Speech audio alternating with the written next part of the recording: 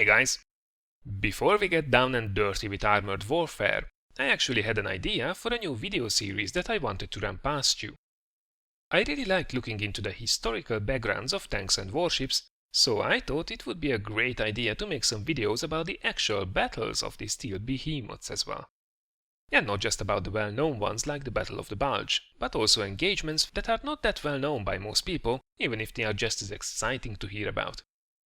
Now, to make this work, I would need to find sources of historical photographs and films that are either free or I can get permission for commercial use by crediting the source. And that's exactly where you come in.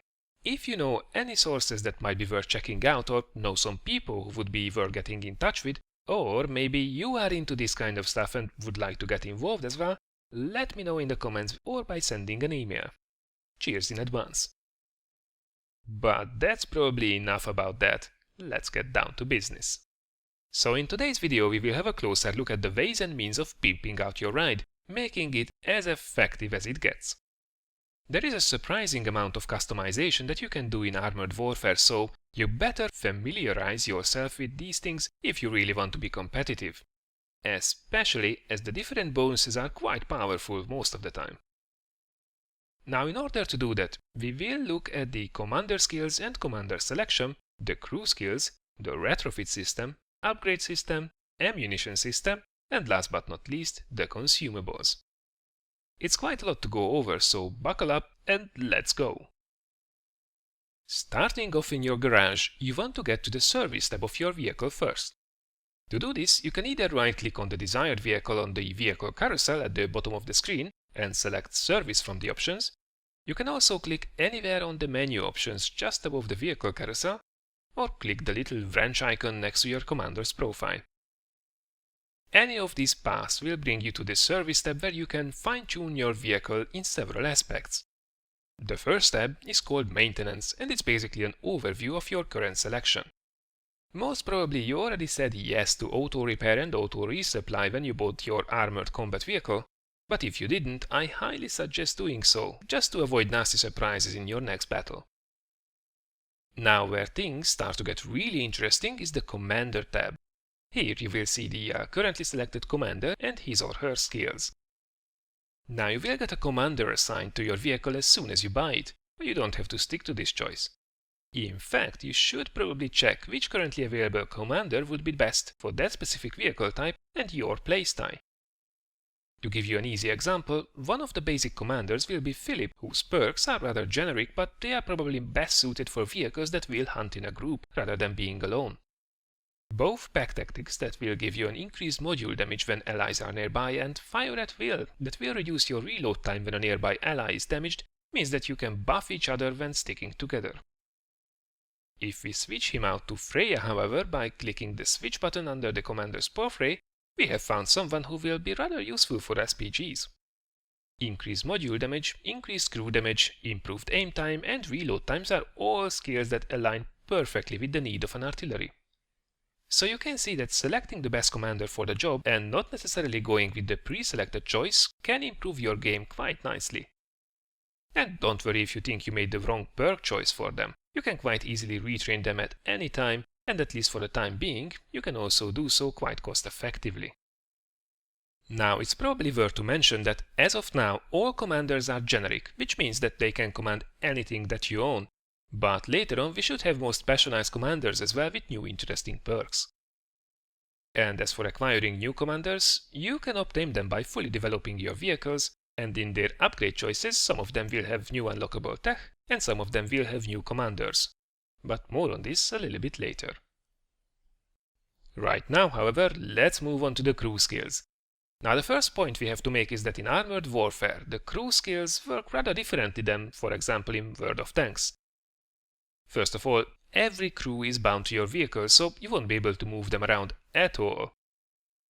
Now this is not a problem, as their skill levels are also capped, and they can have only a maximum of 2 active skills at any given time. Now this is because armored warfare distributes the extra skills and upgrades a little bit better, so there is in general less focus on crew members. Moreover, vehicles can have only up to 4 crew members depending on what you're driving, so you better make sure that you make the best crew skill choices available. The currently available skill choice is somewhat limited, but they seem to be all really good. If you played World of Tanks at any point, most of them will probably look familiar right away, like Smooth Ride and Off-Road Driving. There are some new ones however as well, like Sharpshooter, that improves your maximum accuracy by a whopping 20%, or Do the Twist, that improves your turret traverse by a very nice 10%. Now we won't go over them one by one this time around, but I will include them in the reviews of the different vehicle types to give you a general idea what to pick if you are ever in doubt. Right now, however, let's move on and have a look at your ammunition loadout. While some vehicle types are restricted to only ever use one type of ammunition, which is usually HE or heat, or maybe they have special weaponry like rockets or smoke rounds, typically you will have a choice of options before you, mostly consisting of AP shells, heat, and HE. Now choosing the right ammo loadout can have a huge effect on your game and the damage you are capable to deal, so think about what you will mostly face. For example, if you play random matches in PvP mode, you can expect a lot of main battle tanks, so load more AP that has higher penetration. Now if you are playing mostly in PvE, most of the opposition will be probably lightly armored, so pack more heat as that has more alpha damage. And in general, it's also good to have a few rounds of HE as well for those super tricky encounters. You will be surprised just how much more damage you can do by firing the right ammunition at the right targets. I, for example, play mostly cooperative PvE, so I fire almost exclusively heat, and only switch to AP on an as-needed basis.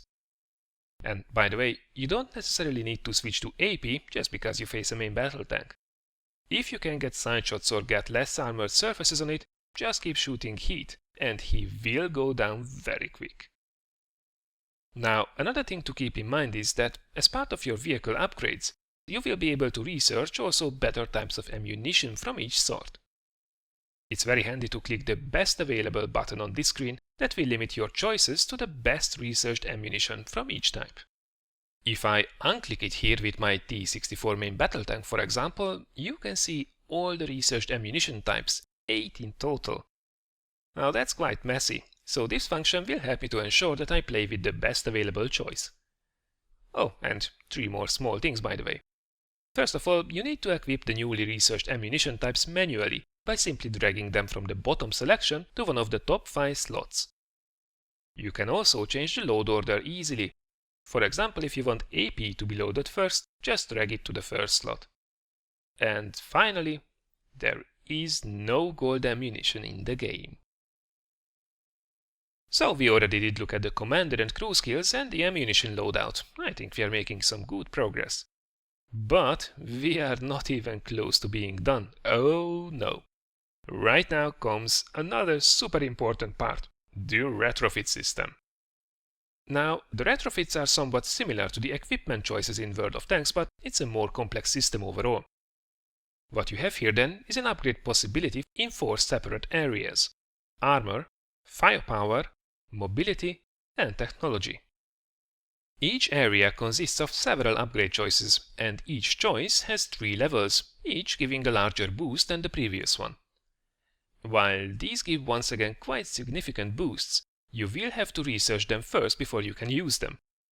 Luckily, you need to research them only once, and you can do this by unlocking blueprints, much like you do with your commanders. Again, we will have a closer look at the upgrade system a little bit later. Now, another point to make about retrofits is that even if you unlock them, you will have only a limited number of slots available in each vehicle.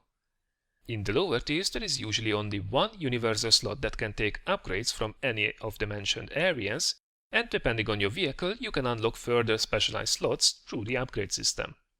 You can see here, for example, that with my T-64 I will have another armor slot that I can unlock, and that will be able to host a retrofit only from this section.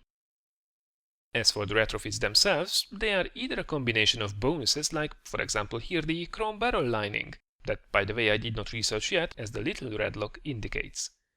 Now this gives a bonus to the damage and the accuracy as well at the same time. Or maybe you can choose one that gives a single but larger bonus to one specific area, like the experimental propellant that gives a really nice damage boost. Now, as you can see, especially the Mark III versions of these retrofits give amazing bonuses, so you can make some fantastic builds later on with the right selection. Again, we won't really go over all of them right now, but I will mention them in my suggestion in the upcoming reviews and guides. So, that was about the retrofits, and finally we can move over to the consumables. Now, this is probably the least inspiring part as it has the usual selection. You have repair kits to repair damaged modules, med kits to heal injured crew, fire extinguishers, and different drinks and oils that can give you an engine or crew skill boost. Now, apart from the fact that you should equip them, there are two things I would like to mention. First of all, it's great to see that even the large repair or medkits or the automatic fire extinguishers are available for in-game credits at the moment, so finally you won't have to say no to them only because you don't want to spend any gold on consumables that go away forever quickly. And also, there is a special consumable for PvE, the fantastically named Mid-Tier Field Maintenance Kit. Now, if you are playing PvE, this is pretty much mandatory on hard difficulty and also very well suggested on medium as well. What it does is actually it refills your ammunition completely, and it will also heal you for 20% of your hit points, which can be a real lifesaver when shit hits the fan. So, that was the service tab and all its wonders. You can have a massive impact by selecting all the right upgrades, choices, skills and perks, so I fully suggest to look into it before rolling out to the battle, or at least read a few guides about them. And by the way, you will be able to find some also here on this channel. Before we go, however, I promised a quick look at the upgrade system, so here it goes. Welcome to the upgrade page of your vehicle. For all the experience that you gathered, you can improve here your armor, guns and ammunition, engine and technology, while also unlocking new retrofit slots, like this one for example. So far, it's business as usual then. The really cool part comes when you reached 50% of your vehicle's reputation, aka how well researched it is and how much experience you gathered with it. When reaching 50%, it will get an orange star and it will become proven. Now at the bottom of the upgrade page you will see a proven section as well, and that's where the cool stuff can be unlocked. New commanders, new retrofit blueprints, new in-game portraits and money. That's right. At the end of your research grind, you can unlock lumps of credits against experience to help you with the credit grind to the next vehicle. How nice! So, that was my quick guide on how to pimp out your combat vehicles. I hope you found it useful. If you did, thank you for considering giving it a like or sharing it. Next time, I will have a look at the main powerhouses of armored warfare, the MBTs, aka the main battle tanks.